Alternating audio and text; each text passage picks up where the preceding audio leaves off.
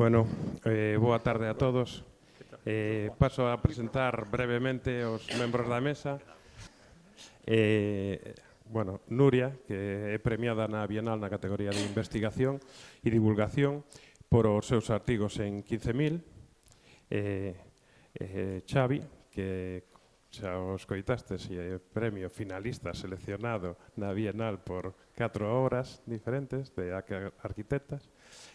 Juan Creus, Covadonga tamén está aí, de Crese Carrasco, que xunto con Marcial, Pepe e Alberto de RVR pois tamén son premiados na categoría de obras.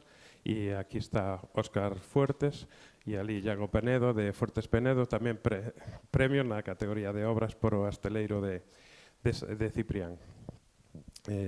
Tamén está Ruth Varela, que é finalista por o documental Os segredos do mercado de abastos de Santiago de Compostela. Estes son os membros da mesa e vamos a, como temos pouco tempo, porque se foi pasando e xa son as 8 da tarde, seguro que estades un pouco cansados, empezamos aí rapidamente. Só quería facer un comentario do que o título da charla que propuxeron os comisarios, que é a construción do local. Fernando Tábora dice: como estar no mundo sen deixar de ser portugués? Con esta pregunta, Fernando Tábora comeza a construción do local. Despois de asistir a 4 CIAN durante os anos 50, formar parte do Team 10, mostrase un pouco desencantado e formula a famosa terceira vía, non? Que é volver ao local, non? E entón, esta mesa redonda se engloba un pouco nese horizonte de raíces locais, non? E a raíz, se vamos ao termo biolóxico, ten dúas funcións. Unha é a fixación, o terreo, o vencello co territorio, co local, non? Entón, eu creo que o primeiro que deberían, que quero que comenten, esa construción do local, non? Do lugar de relación, non? Aí, dende o proxecto, dende a divulgación, non? E tamén dende o audiovisual. Así. Bueno, no sé. ¿Empiezo yo o qué? ¿O quién empieza? No sé, igual habría que plantear también que no es local, ¿no? O sea... Tamén se pode. Claro, porque en realidad construir lo local... O local, non? Que é o que definía a Siza, non? Sí, o separar hoy, ¿no? Lo que no es del lugar, ¿no? ¿Qué es lo que no es del lugar, ¿no? No sé, yo creo que eso es un tema complicado, ¿no? Lo genérico, ¿no? Acabamos de ver unas obras, ¿no?, fantásticas que no solo nacen de ese lugar, sino que también aportan cuestiones globales, ¿no? O preocupaciones generales, ¿no? Yo creo que eso es clave. Entonces, no sé, es una discusión que nos atrae porque, claro, es volver al sitio y a los lugares, intentar reconocerlos, ¿no? Pero que como arquitectos también tenemos que tener esa perspectiva general, ¿no?, de lo local. Para mí lo local es, en realidad, lo acaba de contar muy bien, es el ambiente en el que estás, ¿no? O sea, tampoco hay mucho más, ¿no? Si uno consigue trasladar eso a la arquitectura, está haciendo arquitectura desde lo local, ¿no? Está resolviendo el problema que hay en el sitio, ¿no? Esa es mi intención. Y lo lanzo así, o sea, no sé.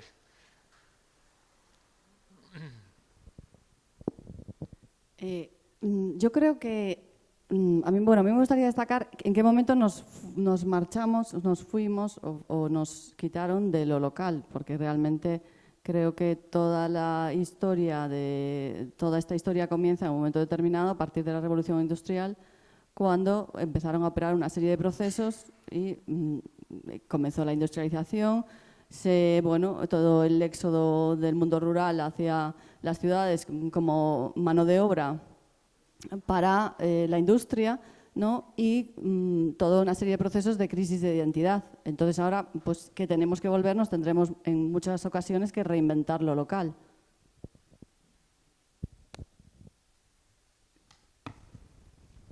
Sí, incluso las diferentes lecturas de lo local, ¿no? Y atando un poco con lo que decía Ruth, o esa relación con lo artesanal. que también puede ser industrial a la vez, ¿no? Pero desde ese a partir del entender, ¿no? Y del entender, pues, algo que a lo mejor en algún momento, yo creo que había una etapa de mi vida que pensaba que hicimos mal en partir, ¿no? Con aquello donde habíamos nacido, donde estaba en nuestra memoria, los recuerdos, pero creo que igual es bueno también para volver a ello, ¿no? Y para tener diferentes lecturas, ¿no? Desde ese entorno, desde ese territorio en el cual partimos. Sí, y un poco desde el punto de vista en este caso, bueno, nosotros, en la lectura del territorio, pues yo creo que es muy importante ver cómo se va modelando el territorio, qué le está dando identidad a ese lugar. En ese sentido, lo local es fundamental, ¿no? Para seguir hacer una lectura de esos procesos de construcción y después, pues un poco no seguir a pies puntillas, ¿no?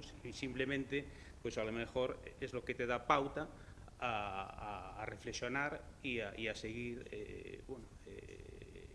hacer una lectura para poder proponer algo, ¿no? Pero yo con vistas al futuro, digamos, ¿no? No dejarse simplemente en lo tradicional, ¿no? Sino seguir con entender los procesos de construcción del territorio o de la construcción para poder proponer con los métodos ya con las formas de vida actuales y con las técnicas actuales, ¿no? de construcción, ¿no? Yo creo que es fundamental.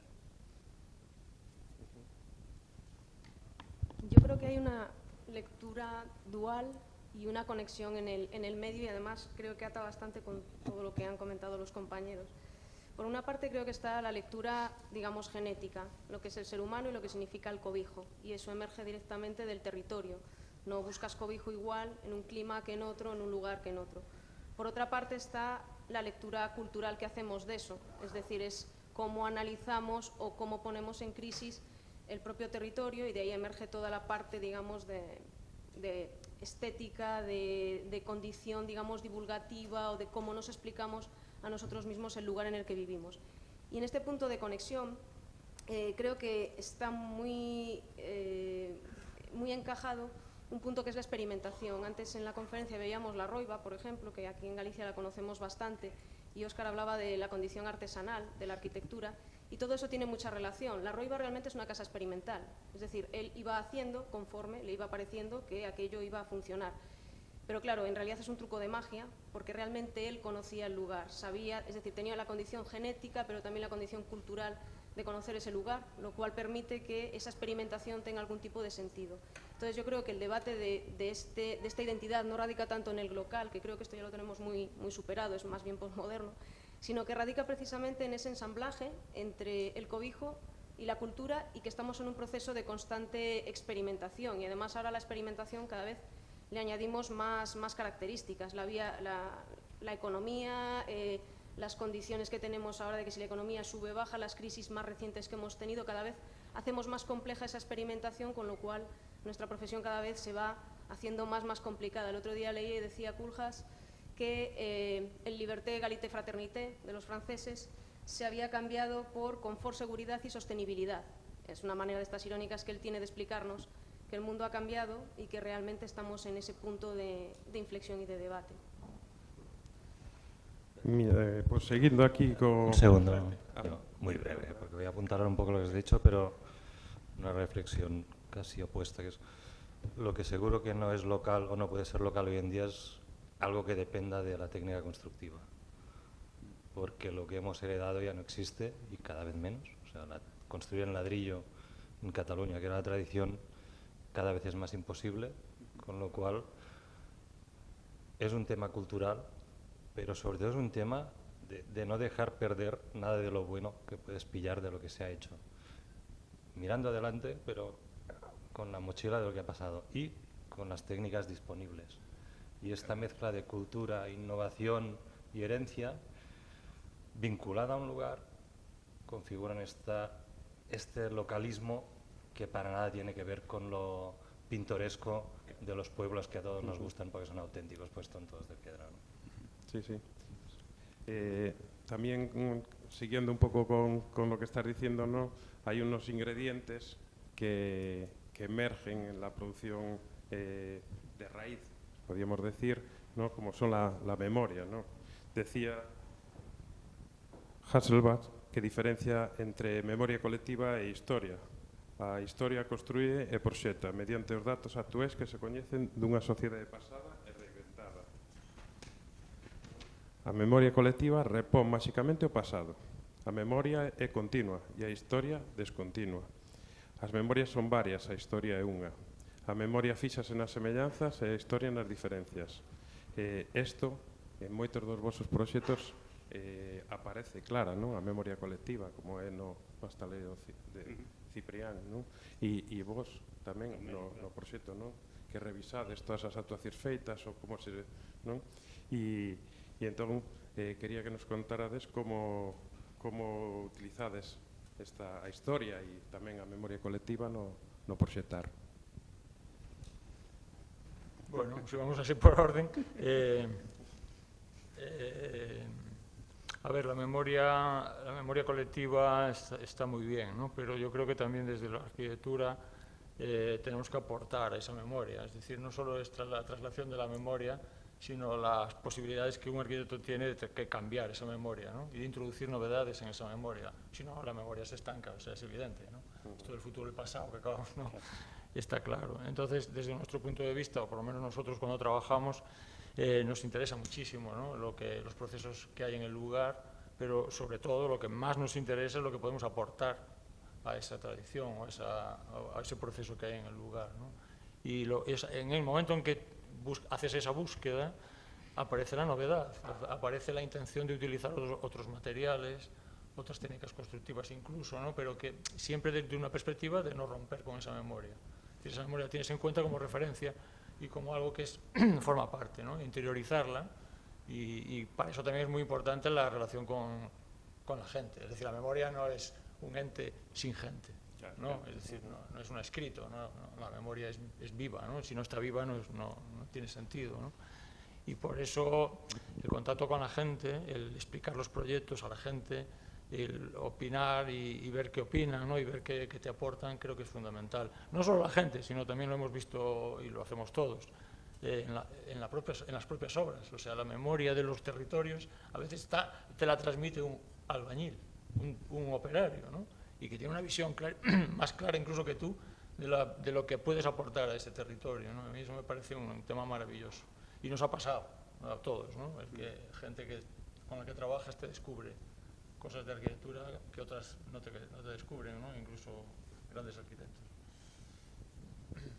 Bueno, no noso caso, realmente o documental é unha clase de arquitectura aberta á cidadanía, que era o obxectivo, por eso hai realmente profesorado da Escola de Arquitectura, como sabedes, Fernando Grasar, Sonia Vázquez Díaz, estaba Joaquín Vaquero Ibáñez, o neto de Vaquero Palacios, non?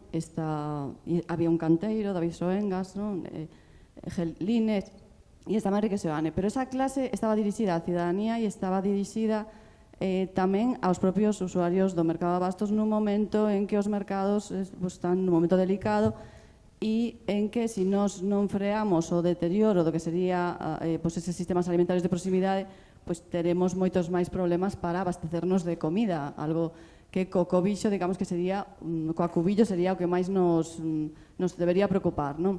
Entón, a participación e nese sentido a corresponsabilidade e a participación dos propios usuarios do mercado de abastos foi fundamental, pero non como noutro tipo de pezas en que realmente se utilizan de maneira exótica para facerlles fotos, que é algo que lles molesta bastante, non? Como algo como folclórico, non? Sino que realmente participen no que é as bambalinas do tema e despois teñan realmente unha información sobre ese lugar no que traballan e sobre esa memoria que eles xa tiñan de cando empezaran e de cando empezaran xeracións atrás, porque estes mercados veñen de moitas xeracións atrás, hai máis de 100 anos esas mesmas familias, non? Que se foron de alguma maneira intercambiando todo ese papel.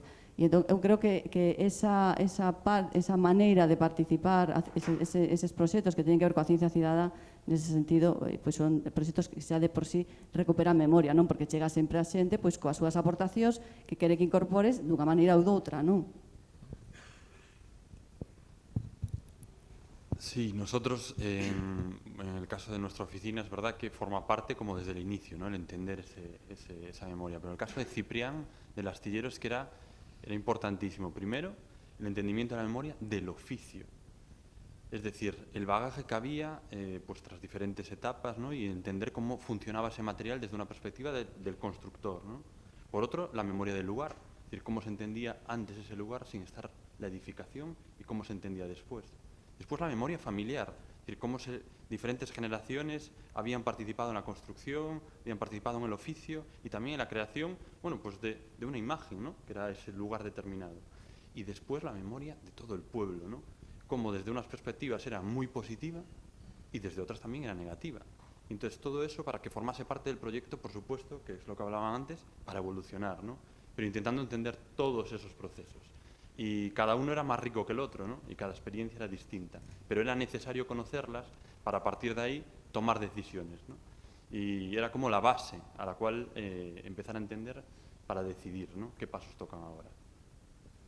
Sí, yo creo que la memoria es fundamental, el ser consciente de que es esa memoria colectiva y interpretarla, que claro, y para interpretarla pues hay que conocerla y hay que meterse, o sea, un poco en lo que es el conocimiento de la... Seguramente en estos proyectos grandes seguramente sería interesante pues eso, el proceso anterior al proyecto, pues participación ciudadana, entender, hacerlo como más colectivo, ¿no? Para poder, digamos, encadenarse, digamos, a ese pasado y con una propuesta de futuro. Y un poco, porque al fin y al cabo el ciudadano, cuando interviene sobre todo en el espacio público, pues tiene sus referentes y tiene a nadie le gusta que le cambien sus historias, ¿no? En un puerto, pues si le cambias una piedra de un lado, pues ya te salporiza, aunque sea para mejorar, ¿no? Y yo creo que entender todos esos procesos y un poco de acuerdo con los ciudadanos, pues un poco esa es la historia, ¿no? Para que no aterrizar allí como con una intervención extraña, ajena al lugar, que mucha gente no pueda entender, ¿no? Yo creo que es interesante, pues eso, ligarla y encadenarse. Al fin y al cabo nosotros un poco somos... En la evolución de las ciudades somos, siempre lo digo, como una cadena. Nosotros no es el punto y aparte, ¿no? Va a continuar, ¿no? Nosotros somos una cadena y de hecho tampoco requiere a lo mejor pronunciarse y ser como demasiado en las intervenciones, como muy... bueno, aquí voy a dejar la intervención, sino como tener cierta contención a veces, ¿no? En la lectura a la hora de actuar, ¿no? Es un poco la división sobre eso. Bueno, como una anécdota de lo que está contando Marcial, de la memoria, también para tenerla en cuenta, ¿no? Ojo con la memoria también de la gente y lo que ve, ¿no? Porque en el caso de Puerto... Ahí es donde tenemos que discriminar, ¿no? Claro, o sea, en el caso de Puerto Dosón, o sea, ya sabéis ahora las nuevas tecnologías, Facebook y Twitter y tal, de repente empezó a corrérsela por allí que nosotros teníamos un proyecto tipo Benidorm, porque teníamos palmeras en el proyecto. Sí. Yo digo que las palmeras llevan 50 años en el sitio. Es decir, la gente a veces pierde ese concepto, no transmite, ¿no? Por eso los valores, digamos, de una identidad, yo creo que también en Galicia ¿no? hay esa cierta idea también identitaria, como en muchos otros sitios, ¿no? Hay unas perspectivas que también no hay que olvidar, ¿no? Y bueno, eso, que la memoria hay que andar con ella. Esto que comentas de las redes sociales es divertido porque yo cada semana lo veo con mis artículos. Yo hago un artículo sobre un edificio de Coruña, lógicamente 15.000 lo difunden en todas sus redes y si te lees los comentarios, cosa que me han aconsejado no hacer, pero bueno, por lo que sea lo hago, normalmente todo aquello que es posterior a 1920 pues no suele tener buenos comentarios. Lo anterior a 1920 por lo que sea sí. Entonces bueno, eso también da unas ciertas, si lo analizas de una manera un poco más pausada, te das cuenta de que la memoria realmente está muy presente entre la gente. Pero también es un poco la frase esta de Mujica de lo de hay que vivir como se piensa porque se corre el riesgo de pensar cómo se vive. Y eso es un poco lo que yo creo que es la memoria a los arquitectos. Es una responsabilidad enorme realmente. O sea, por una parte es cierto, tú escribes sobre arquitectura, lees la ciudad, entiendes cómo crece la ciudad, estudias todo esto, te das cuenta de las curiosidades, de anécdotas del momento, de cómo pensaba la gente, cómo ha ido cambiando el pensamiento de la gente. Muy bien, pero realmente es una enorme responsabilidad porque construir la ciudad de alguna manera también construye la manera en la que viven las personas y la manera en la que acabarán pensando las personas. Vale que hoy en día no vivimos solamente en esta ciudad, sino que siempre pues, todas las redes que tenemos se multiplican, viajamos más, nos movemos más, tenemos acceso a absolutamente todo y nuestra educación diaria como adultos también tiene conexiones externas, no solamente es lo local, pero sí que influye muchísimo en la manera en la que nos comportamos, con lo cual en ese sentido sí que creo que la memoria está muy asociada a la responsabilidad social. A ver, voy a ir con cuidado porque, como siempre, el blanco y el negro es complicado para un arquitecto, pero conocer el pasado, y supongo que todo eso os ha ocurrido, la historia de un edificio, cuanto más te metes, más te quieres meter. Y este no sobrevalorar la historia, pero este imaginar que el pasado es la herramienta para construir el futuro, yo creo que sí y no. Porque esto puede llevar a una idea de que hacer entrar en valor el pasado, la historia, es consolidar, tener una mirada como conservadora en términos de, oye, vamos a repetir lo que funciona. Y yo creo que los arquitectos, es un poco una simplificación, pero yo creo que los arquitectos debemos conocer el pasado, pero sin renunciar a la conexión por transformación. O sea, si no, estaríamos donde estábamos y no habría ningún... O sea, tiene que haber algo de riesgo y algo de contundente, no por encima, pues es un término excesivamente despótico, pero a veces la suma de opiniones no construye una solución buena. Cortaron las enredaderas. O sea, es decir, yo creo que los arquitectos debemos, o sea, tenemos la capacidad y la responsabilidad de tomar decisiones que a veces no son contradictorias, pero no son una continuación de una historia.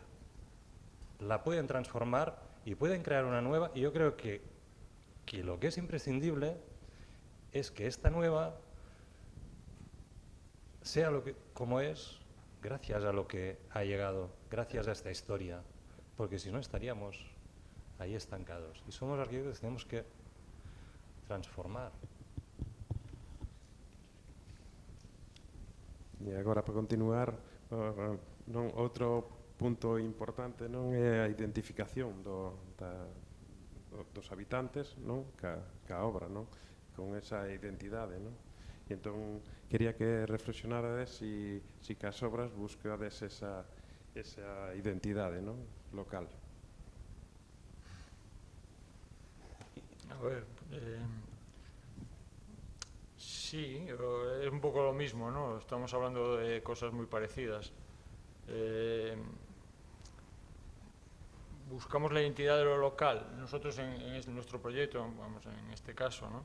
Por supuesto que lo que pretendíamos era mejorar la vida de la gente que hay ahí. Había perdido el contacto con el borde del mar, ¿no? Llena de coches el espacio público, conflictos constantes, ¿no? Entonces, en realidad, la primera idea siempre es resolver un problema de funcionamiento, pero el siguiente paso es resolverlo de acuerdo a ese lugar, ¿no? a la villa, el núcleo que tienen allí, ¿no? Y devolver, en eso sí, ¿no? A ciertas pautas de identidad que fijen, ¿no? Esto que decía ahora Xavi, claro, le cortaron las enredaderas, claro, pero evidentemente sería muchísimo más problemático que se quisieran largar de allí, ¿no? Es decir, en realidad los arquitectos lo que tenemos es que también permitir que la vida en ese lugar continúe, ¿no? y sea, por supuesto, mejor, aunque le cambiemos algunos aspectos, ¿no? de su visión, o incluso le hagamos imaginar un mundo que no tenían pensado, pero lo importante es que estén allí a gusto, ¿no? Y es lo interesante, ¿no?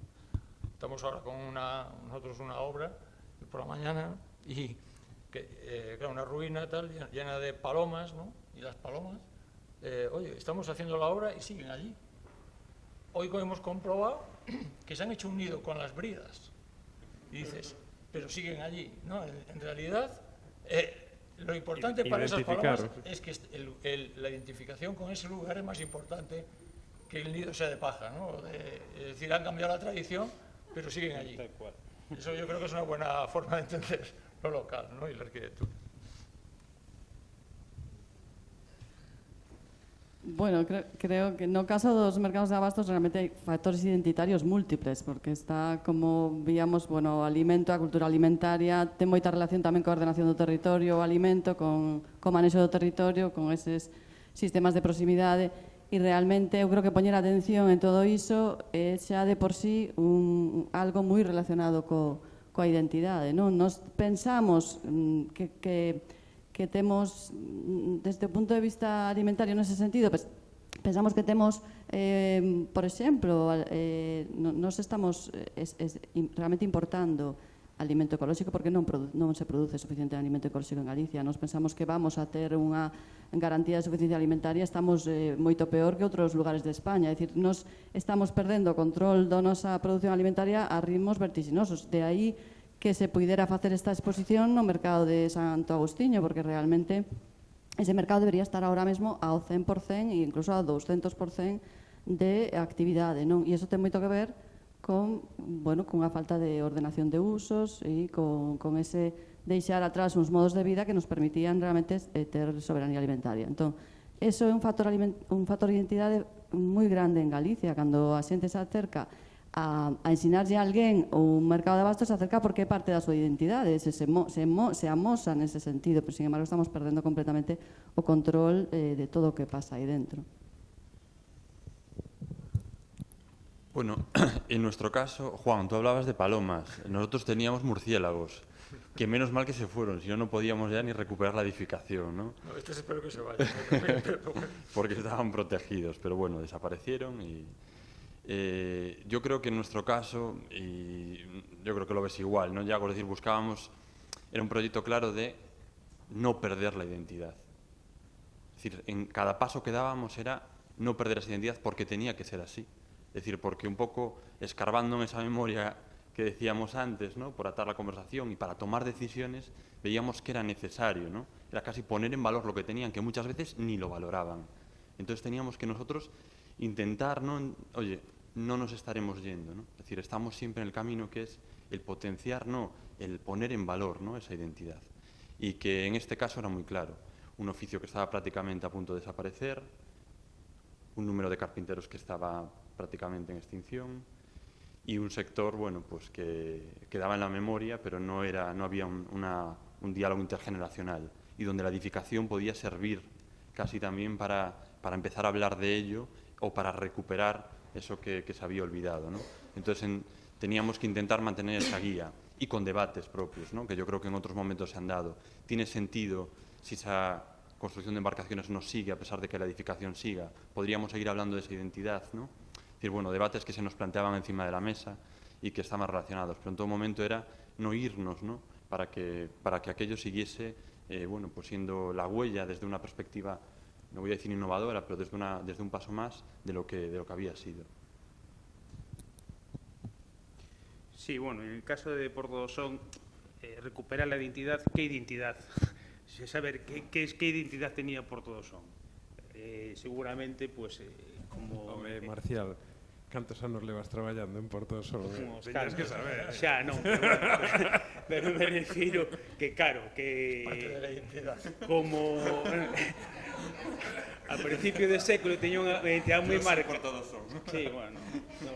Pues mira, cuestións de... Aí empecé co fin de carreira, ali, xa, imagínate, tal, pero bueno, foi todo moi casual, como as cousas boas na vida, non? Pero bueno, a identidade a principio estaba moi marcado, sobre todo pola presencia do mar, evidentemente, non? E a relación que tiña o pobo co mar, non? E iso se foi perdendo, evidentemente. Para min a identidade do son é a relación intensa agora que ten co mar. Antiguamente, pois, o espacio da fachada pois, era prácticamente o lugar de vida, o espacio público principal. municipal, aí se facía de todo, non? Eu creo que, claro, eso co tempo se perdeu, e agora nos recuperamos, como dicía Juan, sí, pois intentar volver, digamos, a recuperar o mar, non? Pero, bueno, tamén recuperar un pouco a memoria desos antigos estacadas que hai un pouco, pero, bueno, darlle outro uso, xa non é o uso que se utilizaba antiguamente, non? Se recuperou a identidade, pero dunha forma máis mirando para outro lado, non? Pero, bueno, eu creo que en ese sentido está ben.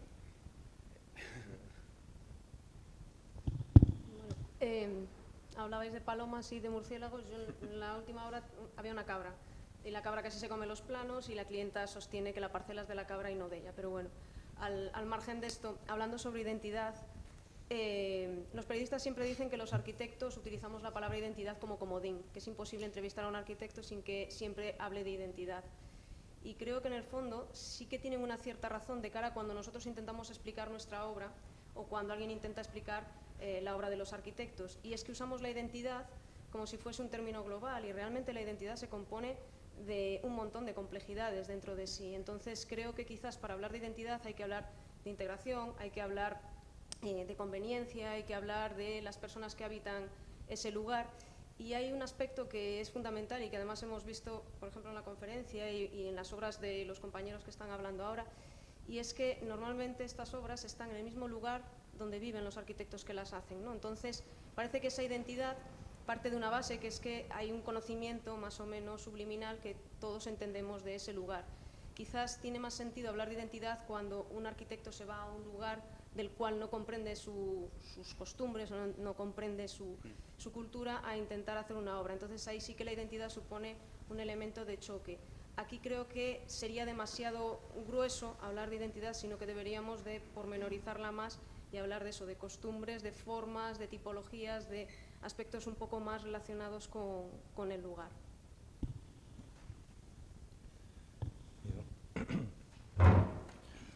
Es que creo que nunca utilizamos la palabra identidad y estaba pensando por qué. Pero en cambio utilizamos una que yo creo que integra esta idea, yo creo que imprescindible de la identidad, que es la personalidad, que es el carácter, que es la personalidad de una obra. Al final, como arquitectos, ¿no?, que es una vida profesional razonablemente larga, donde repites tipo de encargos y tal, en nuestro caso hay una búsqueda de la autenticidad a través del carácter de lo que vamos a construir.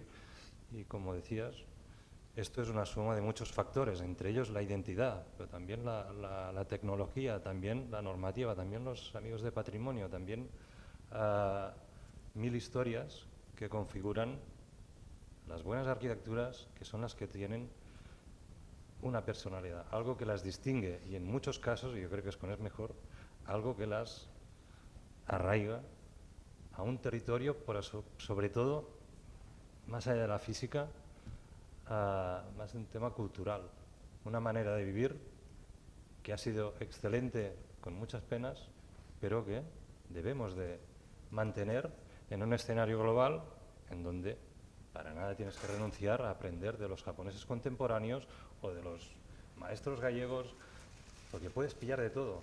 Y esta es la oportunidad. ¿Y cómo se configura la identidad cuando estás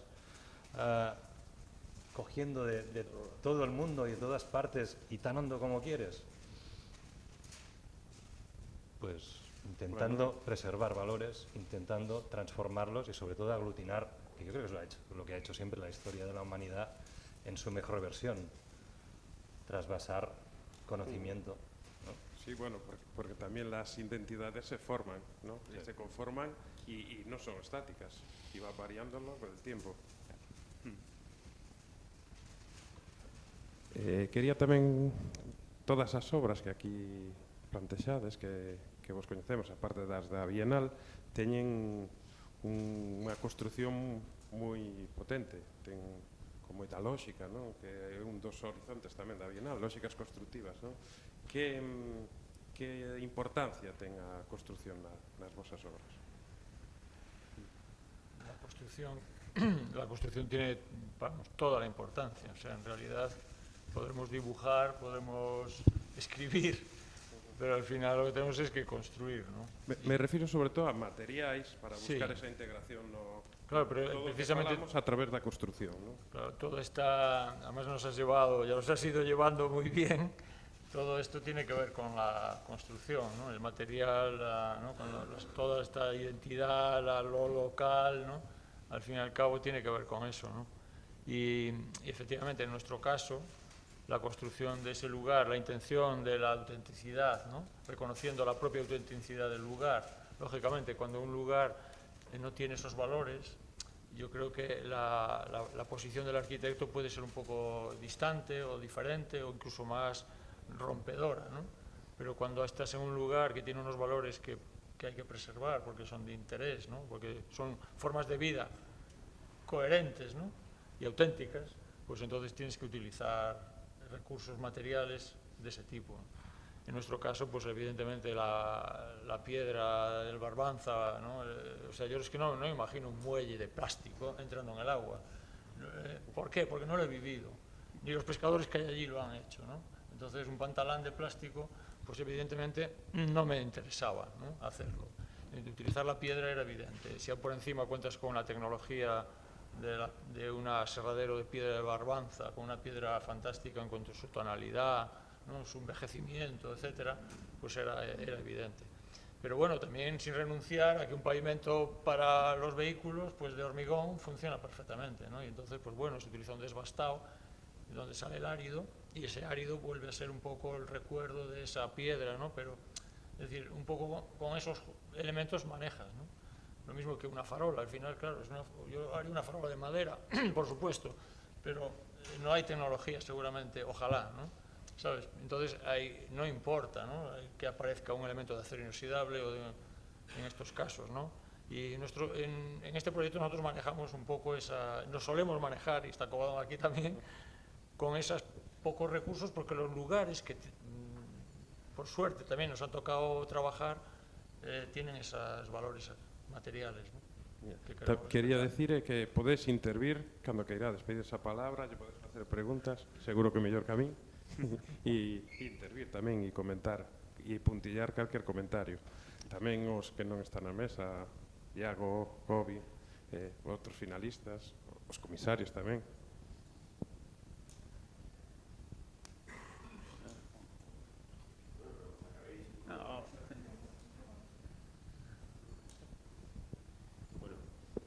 Muchas gracias a todos, que no he tenido antes ocasión de decíroslo, por vuestra participación. Bueno, desde el comisariado, claro, uno tiene una visión panorámica de los proyectos que se han entregado, casi 600 fueron de este bienio pasado, y sucede que esta estrategia ligada a la memoria, a la tradición, a la identidad, los conceptos que se están hablando aquí, están siempre sometidos a la posibilidad de trabajar en lugares precisamente cargados de esa connotación, ¿no? De alto valor histórico. Pero quería hacer alguna reflexión, no es ni siquiera una duda, por supuesto no es una crítica, pero sí algún pensamiento relativo a la capacidad operativa de este tipo de estrategias, cuando en realidad el mundo, en su mayor parte, en realidad se está edificando desde situaciones de pura espontaneidad y de fuerzas comerciales, que todo este asunto, bueno, pues que le importa bien poco, ¿no? Es decir, hasta qué punto esto no es una estrategia que tiene una operatividad relativa, muy ligada precisamente a un contexto y nada más, ¿no? Y cómo se podría expresar cuando nos encontramos en situaciones que no tienen como esa carga identitaria tan definida, ¿no? Y siguiendo esa reflexión, creo que un poco al hilo de algo que Xavi ha dejado entrever, ¿no? No cabe ninguna duda que estas estrategias, que son un cierto repliegue, ¿no? Que buscan en lo local, en la cercanía, en la tradición, pues un fundamento seguramente más lógico, más sensato y también más arraigado a los lugares, ha tenido mucho que ver con las circunstancias de crisis que desde 2000 hasta aquí pues hemos ido sufriendo como si fuera una ola detrás de otra, ¿no? Creo que eso es algo palpable, ¿no? Y me pregunto si no estamos viendo ya, y acepto que lo estoy diciendo con un cierto término provocativo, una suerte como de manierismo que incluso podría ser hasta retrógrado y un tanto conservador. Es decir, frente a las especulaciones de principio de siglo, que pudieron ser seguramente excesivas en muchos casos, ha habido un repliegue sensato, razonable, necesario, pero no sé hasta qué punto ha coartado ciertas vías de especulación tecnológica, formal, social también, que están un tanto escoradas del panorama. Esta vez lo digo como comisario, ¿no? Oteando sobre el panorama de obras que se han entregado, ¿no?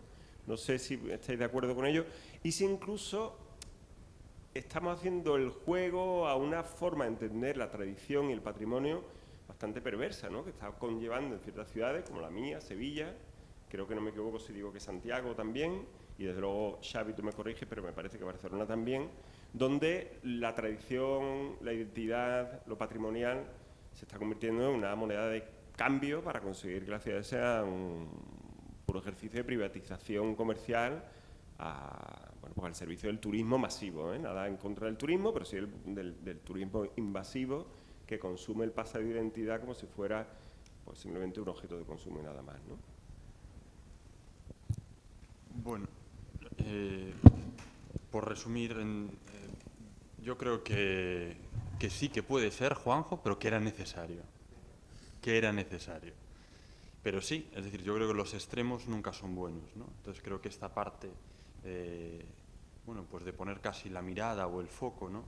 En las raíces o en lo local era algo necesario. Y sí, creo que es un extremo muy delicado. El caso de Santiago, y para que nos entendamos, es decir, si lo patrimonial va a llegar al nivel de convertir casi un parque de atracciones, ¿no? El hecho de la protección llevada al extremo, se nos plantean preguntas. ¿Tiene sentido que un casco histórico que ha dado lugar, ¿no? Como es el centro de Santiago, y donde podríamos estar felices paseando, pueda continuar si los que han nacido allí ya no pueden vivir? Porque los Airbnb se están echando, porque el precio está subiendo, porque no existe un sector servicios en el cual se pueda comprar o vender. Es decir, ¿qué hemos conseguido, no? O tiene sentido, pues, como arquitecturas como la que hemos rehabilitado surjan, pero ya no tengan el uso que era originario de la construcción de embarcaciones, no por recordar, sino porque el sector está muriendo y porque desde Europa existe una política en contra de la construcción. Entonces, claro, ahí está muy ligado, porque entonces, claro, la arquitectura puede jugar el camino contrario, ¿no? Y convertirse casi como, pues, de puertas a ese turismo masivo, ¿no? Hay una frase que a mí me parece a veces negativa, ¿no? Que se hablan cuando la perspectiva turística de un turismo culturalmente demandante, ¿no? Ojo, ¿no? Hacia dónde queremos ir, pero creo que puede...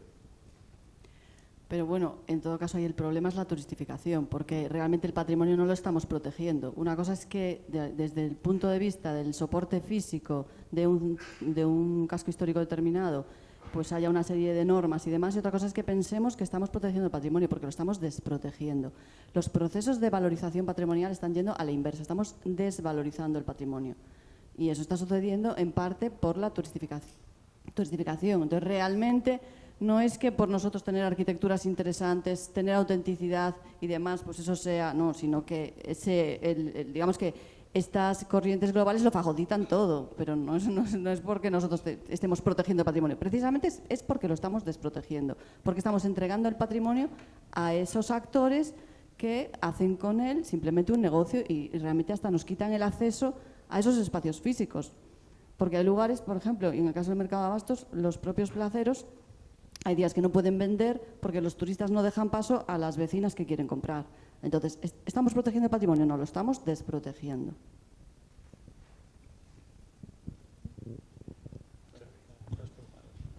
Creo que también estamos, cuando hacías la lectura global de cómo está el mundo, creo que a esto ahora le llaman capitalismo realista, para referirse a esta especie como de presiones a las que nos vemos todos y todas sometidos. También hay que tener en cuenta que vivimos en esta cosa que se llama modernidad líquida, en la que parece que nada está claro. Yo creo que frente a todo esto, un poco lo que estáis hablando es de tener criterio. ¿Qué es el criterio y cómo se forma el criterio? El criterio además es muy complejo porque el criterio está sustentado no solamente en la normativa, sino en la ética personal como profesional, en la ética cultural, en los valores de responsabilidad social, en una serie de cosas. Y también creo que dentro de todo esto hay un concepto que es que ya no queremos el objeto, es decir, ya no queremos la arquitectura, sino que queremos el deseo del objeto, es decir, queremos el deseo de la arquitectura. Este concepto de deseo de la arquitectura es como esta nostalgia de querer cosas que a lo mejor no tienen sentido. Antes llevamos un rato hablando sobre el hecho de que sí que hay que conservar, hay que mantener, hay que preservar con criterio, pero también hay que avanzar y transformar, porque en nuestra mano también está esto, ¿no? Entonces, dentro de ese deseo hay que medir muy bien, porque la nostalgia a veces puede ser muy peligrosa, ¿no? La nostalgia no es habitar el pasado, sino que hay que intentar evitar esa nostalgia para poder seguir hacia el futuro. Si eliminamos la nostalgia de la memoria, entonces sí que podemos hacer algo que realmente pueda tener un cierto sentido, pero como digo, yo creo que la clave de todo esto está un poco en que el criterio es la herramienta de resistencia para evitar todas las atrocidades que podamos pensar que se pueden llegar a cometer. Lo que planteas, Juanjo, es como muy complejo, ¿eh? O sea, y es verdad que incluso creo que los arquitectos, como todos los que estamos aquí, no es que huyamos de los problemas, entre comillas, de verdad, sino que el abasto de nuestra capacidad, o nos sentimos cómodos en que nuestro problema sea el que tenemos delante, que es rehabilitar un edificio, por ejemplo, ¿no?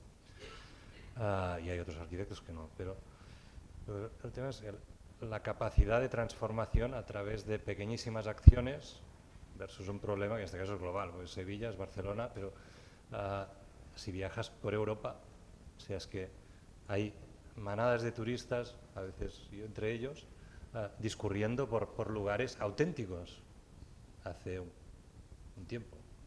Son ridículamente pintorescos y son los mismos, ¿eh? Pero yo creo que los arquitectos, de una manera pequeña, los que construimos, los que lidiamos con estos momentos en que podemos hacer algún pasito, pues ahí es donde tenemos nosotros la posibilidad de configurar lugares donde se viva bien, que acaben no arrastrando, sino configurando algo suficientemente fuerte, porque no estamos solos, porque hay, y en Barcelona ha sido así, en Cataluña ha sido así, hay una generación que ha ido por ahí un poco al mismo tiempo, que ha sido capaz, a través de riesgos y de encontrar brechas a las normativas, de pues que en 20 años la ley de habitabilidad, que es la que determina qué debes cumplir cuando haces una vivienda, se ha transformado de algo casi distributivo a algo capaz de legalizar la posibilidad de que las galerías funcionen como interficie entre una habitación y el exterior. Es decir, sí que podemos, pero al final, si tú a través de una oportunidad demuestras y muestras algo bueno, pues el de al lado lo verá y tal. Y esto ocurre. Pero es verdad que hay problemas que igual los dejamos aparte, pero seguramente, si no somos políticos, poco podremos hacer más allá de sumar nuestro pequeño granito de arena que es capaz de transformar. Y esto es lo que tenemos que asumir, que podemos, o sea, tenemos que aprovechar las oportunidades para crear bienestar y para crear marcos para que la normativa cambie. Y yo creo que esto sí que podemos, está en nuestras manos. Y de esto no podemos huir en plan, ¿no? Tal cual. En eso yo creo que tenemos un muy buen ejemplo, ¿no? Vuestra generación, las que estáis en Cataluña, yo creo que tienen esa perspectiva de crear, de inventar, de hacer arquitectura libremente, que es lo que creo que también Juanjo estaba reclamando, ¿no? Estamos acostumbrados a esto, justificarnos, lo hemos hecho, o sea, sin darnos cuenta los arquitectos siempre nos justificamos, el contexto lo utilizamos para justificar la arquitectura, ¿no?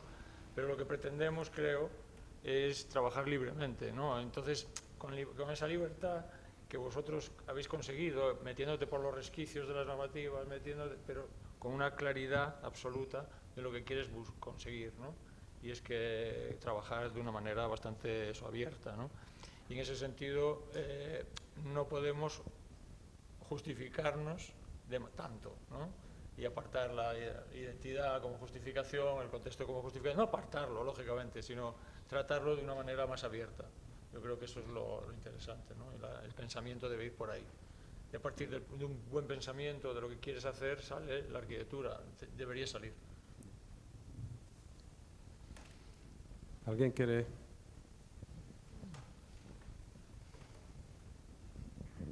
Hola, bueno, quería preguntar a Xavier en torno a lo que comentaste un poco antes de la autenticidad un poco vinculado, es una pregunta de reflexión en torno a lo que comentaba Juanjo también sobre hasta qué punto la arquitectura se puede acabar volviendo un poco manierista, ¿no?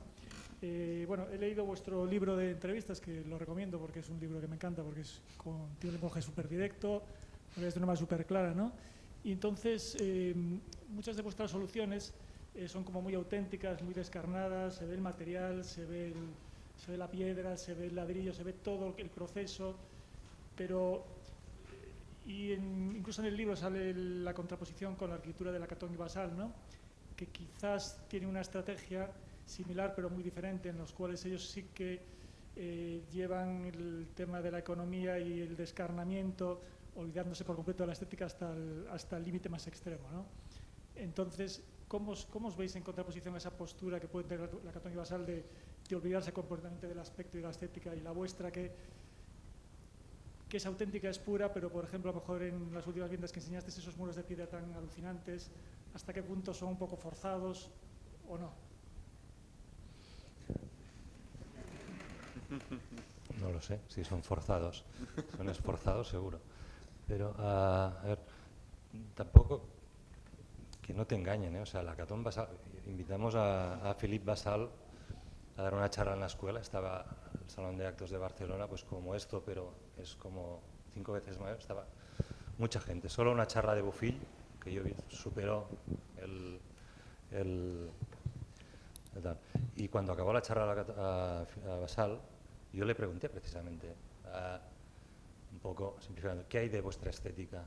Y su respuesta fue, todo lo hacemos por estética, también simplificando. Es decir, y en nuestro caso, en realidad no hacemos nada por estética, pero todo configura una estética y al final también todo lo hacemos por ahí, porque si vas sumando razones, ¿no? El comportamiento estructural, el térmico, el material, el no sé qué, lo que te pide el cliente, lo que dejas aparte tú y tus historias, y todo lo puedes contar, pues a lo mejor te sale un Frankenstein que no es aceptable. ¿Y qué significa que no sea aceptable? No lo sé. Pero si algo que parece una solución consideramos que no lo es, porque no es suficientemente bella en términos de lo que nos interesa, que es configura un confort o una atmósfera absoluta, sí, avanti. O sea, yo creo que al final, supongo que como los diseñadores, y las decisiones que tomamos siempre son estéticas. Es decir, construir un patio en ladrillo con unas hiladas que no sé qué, y López Cotelo, una vez en un FAT que perdimos, López Cotelo estaba en el jurado. Y si la habéis visto alguna vez en acción, es un tío que te riñe, que grita. Y estaba uno de mis socios contándole que si el ladrillo, que no sé qué, que si tensado, pues tensado, no sé qué, y el López Cotelo, no me cuentes milongas, todo lo hacéis buscando la belleza, y esto es lo que a mí me interesa. Sí y no, y si es forzoso o no, y si es manierista o no, yo creo, y en la imagen, la primera de todas, la columna de Van der Lam, aquello es auténtico, y tiene una estética, y tiene un comportamiento estructural, y configura, y te vincula con la historia, porque es un claustro, no sé, o sea, hay un montón de historias con un montón de ladrillos que soportan un claustro, ¿no? O sea, y a lo mejor es manierista, pero esta idea de que la autenticidad configura una estética confortable, yo creo a ciegas en ello. Y cuando visitas arquitecturas donde no podían hacer otra cosa que ser auténticas, porque construían con las piedras de al lado y tal y cual, y configuraban arcos y otros, porque es lo que podían hacer, y era el sumum de la tecnología, aquello es auténtico, espacialmente, funcionalmente, estéticamente, etcétera. No hay una línea muy clara, pero yo creo que la autenticidad históricamente ha configurado arquitecturas absolutas. Sí, Xavi, pero Realmente es verdad que Lacaton Basalt tiene una estética ya como muy decantada, pero en sus inicios yo creo que hay un ejemplo claro de lo que decía Juan, ¿no? Todo lo que estamos viendo aquí al final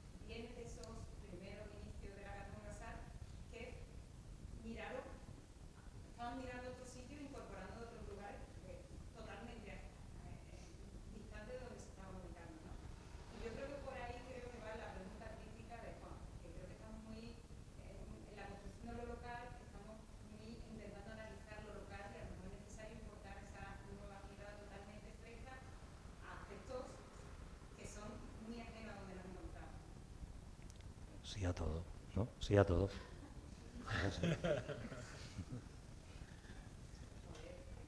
Hay mucha gente. No, yo sin duda, o sea, la Catón Basal y todo el mundo tendrá su punto de vista, pero desde el mío son el último saltito, gran salto, como mínimo de la época que hemos vivido. Y tienen disfunciones, o sea, no es ideal lo que construyen, pero una idea muy potente, no solo de agregar un invernadero a una casa y tal, sino de, por el mismo precio, hacer el máximo, es la contemporánea. Y luego el invernadero puede ser útil. En Cataluña es casi inútil, y en Sevilla, no digamos. Es así, es así. ¿Alguna intervención máis?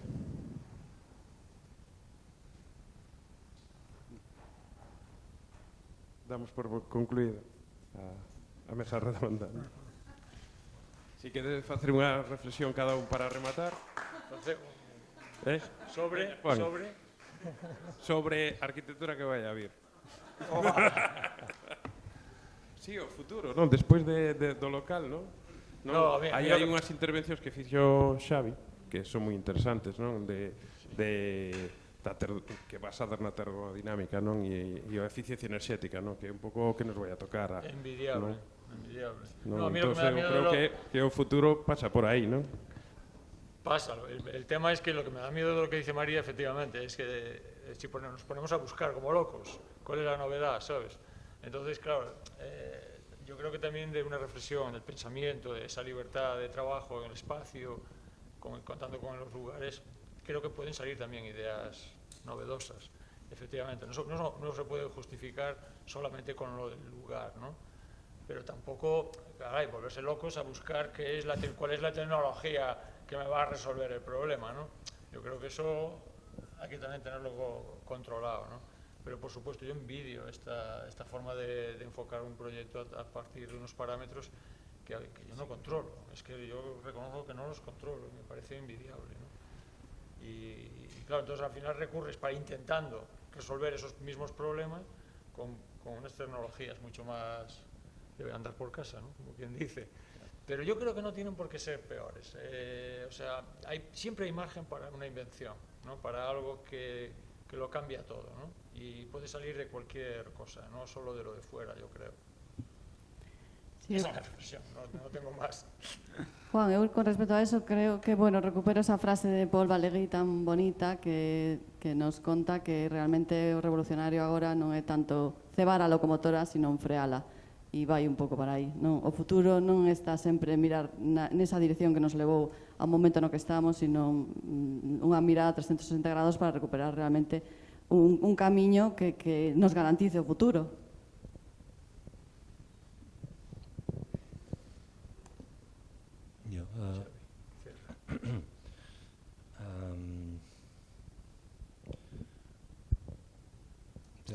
No hay duda, o sea, todos estaremos de acuerdo en que es fundamental que este edificio se aguante, ¿no?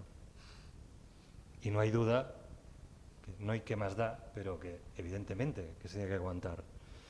Pues de alguna manera, y esto yo creo que es la pequeña revolución después de 100 años, no de 100 años dándole al mando, pero transformando la experiencia a través de aire acondicionado y tal, de que nos hemos dado cuenta, también los que creéis que no tanto, de que esto no puede ser y que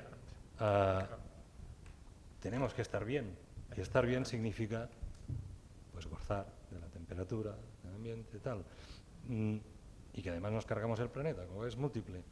Pero, insisto, esto se aguanta y es imprescindible, pero es bastante más interesante lo que configura una estructura que soporta el edificio. Igual que lo puede ser cómo configuras una corriente de aire, una activación de una materia pesada para que te refresque. O sea, es un poco todo, pero no es suficiente. O sea, es algo que hemos recuperado entre todos y entre muchos y entre la sociedad misma, pero que como arquitectura, yo creo que la Catón Basal a veces están en cierto borde sobre esta idea aquí simplificada de que con esto no basta. La arquitectura es mucho más. Hemos recuperado algo que habíamos perdido y es imprescindible, pero la arquitectura es la luz, el espacio, el uso, los materiales, los tradicionales, los que no lo son, los disponibles, y la generación del confort para estar bien y para vivir bien. Y esta yo creo que es la suerte, de que con los números y las simulaciones no basta, es mucho más, es todo lo que ha sido y es todo lo que podemos mejorar.